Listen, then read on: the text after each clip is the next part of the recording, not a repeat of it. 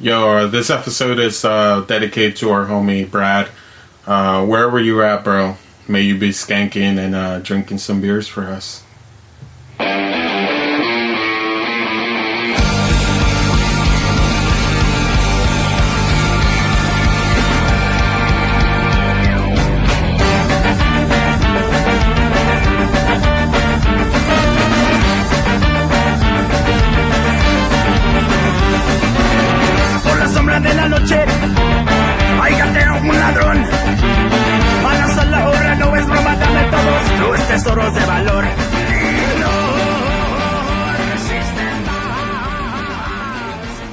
Welcome to another episode of Rude Behavior.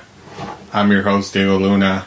We got our engineer, Wesley Swanson, in the back. And we have a special fucking guest by the name of Adriene Delgado. Yo, what it do? The big dick. The big dick of the fire logo. Allegedly. The alleged dick. We haven't heard measurements, but... no. I've surprisingly never heard that before. Oh, come on, man. First time for everything. That's Memorial Days right there. Shout out Memorial. Shout out to all the Memorial Eagles out there. Damn, that fool said the Memorial Eagles. Hey, what about the Cavers, though? The Cavers, though. Yeah, big shout out to all the Cavers. From San Diego High. Yeah, you know. And on this episode, we're actually going to be reviewing the legendary album called Out Come the Wolves. Sorry about that. Out Come the Wolves by the legendary Southern California band Rancid. Woo! Bay Area. San Francisco. Oakland. Boom. There we go. There we go. And then I get schooled on my own show. Yeah. It's all good. Yeah, shout out to Berkeley, shout out to Oakland, shout out to 707, 916, NorCal. Yeah, there's a lot of fucking bands that come out, or good bands, I should say. Yeah, especially out of that era. You had Blatz, you had Green Day, you had Rancid, all coming, NoFX, Metallica. Damn. Lots of crazy stuff. Yeah. San Francisco is a mecca of the West Coast as far as music is concerned. Those were the old Gilman bands, right? That's what's crazy about it. A lot of people don't know, like myself. Well, I knew about all these other, but so we will be reviewing and Out Come the Wolves. This is a fucking album that me and Adriene have kind of a little history with, because we went to go see Rancid at Warped Tour. Yeah, man, 03. Oh man, I think that was the first time for both of us. That was tight. Yeah, and it had to be like 12 or 13 years old. Yeah, and it was crazy because they had just come out with Indestructible. But they played a lot of this album on of course, definitely. It's like their bread and butter, dude. Dude, it was like so fucking awesome to see Rancid live, especially on the Warped Tour, which they rarely did anymore, and it was awesome, man. Such a big crowd too, man. I remember just a giant crowd, and you know, back then no one had cell phones either, so it was like everyone was just kind of in the moment, and it was a trip, you know. It's something that you'll never really see again like that. It was legit, just fucking watching them and being in the pit and having that weird sunburn, the fucking farmer sunburn, and it was fun, man. I mean, I have so fun memories from that Warped Tour. And but yeah, that was the first time we actually ever went to a concert together, and it was fun. And before we actually get started, I want to thank Mata Mosca for our new intro. Yeah, shout out to Mata Mosca. Yeah, Mata Mosca. OGs. We've been OGs from the Scarcore scene back in LA. Yeah, man. So shout out to us. But with that being said, let's move into our first track, which is Maxwell Murder. Damn.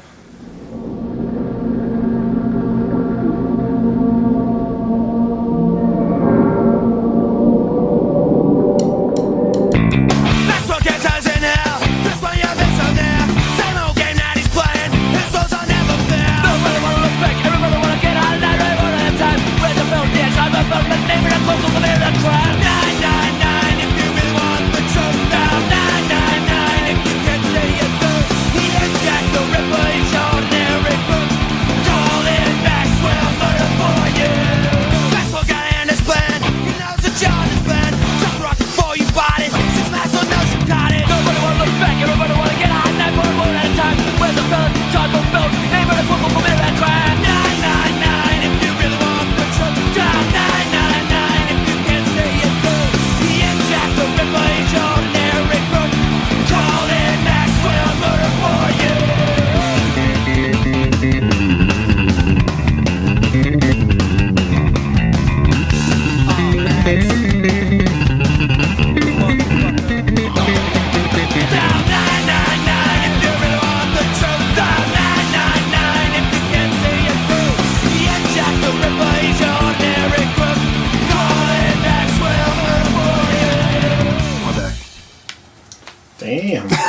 What an intro to this album. Yeah, dude. I mean, it starts off big, and I mean, fuck, dude. That's probably one of the best bass solos in music. I think everybody that that's a musician.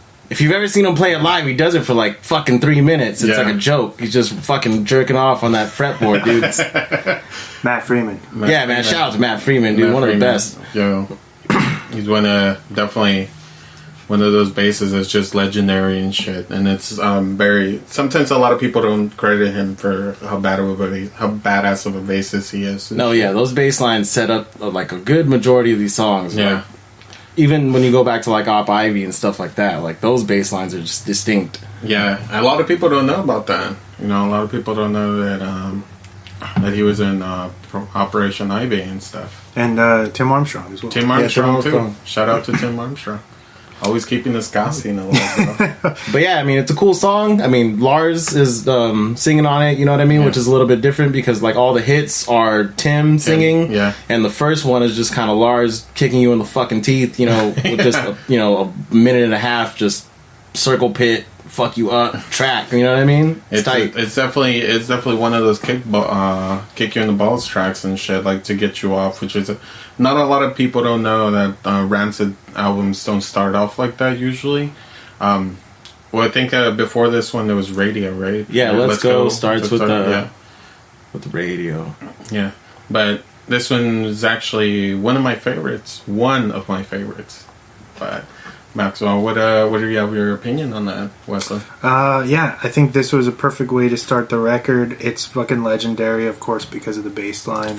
Everybody loves that bass line, dude. Yeah, I agree with Adrian. I love that Lars kind of starts off everything because he has that more. He's always had that more, I guess. Like Tim is like the more ska punk dude, and Lars is the straight, like kind of street punk, oi, more sound to the band. So, yeah, Maxwell Murder. Fucking legendary, dude. Fuck yeah. Let's move on to the next one. So the second track is The 11th Hour.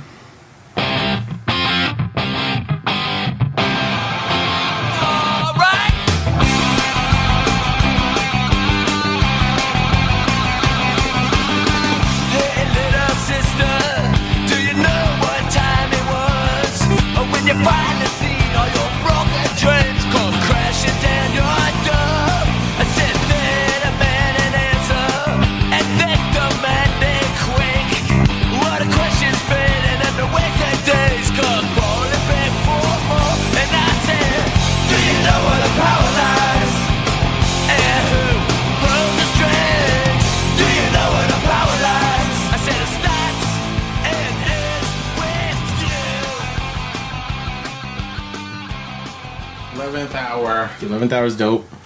I like it. Well, this is what I'm going to say about it. Mm-hmm. It kind of reminds me of a 90s montage song. Where it's like those pop punk bands that have like this like 90s pop kind of montage and stuff. Like when Blink-182 was in American Pie and stuff like that. Yeah, so it gives me that vibe. But you know what? I don't mind it. Surprisingly from Rancid, but you know, it was crazy. It's crazy to hear this kind of type of pop punk in their forte. Especially before the song before was just super. It sounded way too street punk, and then we move into like a pop punk kind of song. So, what do you think about it, Adrian? Yeah, I mean, it definitely gets more of like a mid-tempo thing going on. You know, it's much more mellow than the first, which is cool. I think with a lot of things like this, this album came out in the 90s, and a lot of albums like this and a lot of old records and stuff like that, if you listen to them, they kind of have like a rhythm where like it's meant to play through the A side and through the B side. Now we have CDs and MP3s, so we can just kind of cut to the shit that we like, you know, but like this one kind of flows, you know what I mean? Like, it's going to hit you with Maxwell Murder big and fast in the beginning, and then you catch your breath a little bit with, like, the pop-punk track of The 11th Hour. And, you know, Tim kind of introduces himself in the album if you're listening to it from front to back. And it's cool because it's, like, a lot of the punk songs in this album is so, like, strong and, like, ska punk. And, like, it's what you remember it for. You remember Time Bomb and you remember, like, Old Friend and stuff like that. But a lot of the punk songs on this album don't really get the credit that they deserve. You know what I mean? Like, and something like this, it's kind of mid-tempo and different, and you know, a different versatile side of Rancid is tight. You know, it's I think of they're trying to give us a preview of things to come and stuff. Exactly. Like what there were later albums kind of entailed and stuff. Like I remember. Life Won't Wait. There's a little bit more ska in there than then there is like punk and stuff, and like Rancid, their self-titled album, is a little bit more punk. Oh yeah, so definitely. So this is like this is kind of like and then Indestructible is kind of more pop punk, ska punk and stuff, you know. So what do you think, Wesley, about the song? I thought it was really cool. It's like Rancid showcasing their range as far as what they can do musically. Yeah. And they've never been a band to pigeonhole themselves.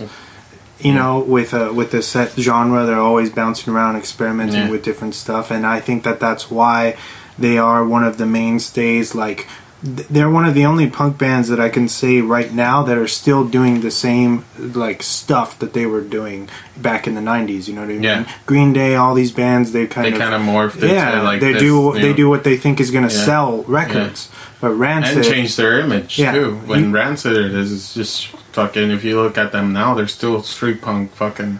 When they're not Rancid, it's surprising how many times you can catch them like on like a smaller stage somewhere. You know, like I've gotten to the chance to see Matt Freeman on a smaller stage in Sacramento before, playing with was it Devil's Brigade? I've gotten to watch Old Firm Casuals with Lars Fredriksson a couple times on a smaller stage. That's really nice, and they do their best to be just a part of whatever local scene they're in. You know what I mean? You can catch them, in LA and Frisco and Arizona, kind of, helping out, doing what they can. It's, it's pretty rad. So, not to mention Tim Armstrong's what's it called? Hellcat Records, that brought up a lot of bands and stuff. So, should we move on to the next one?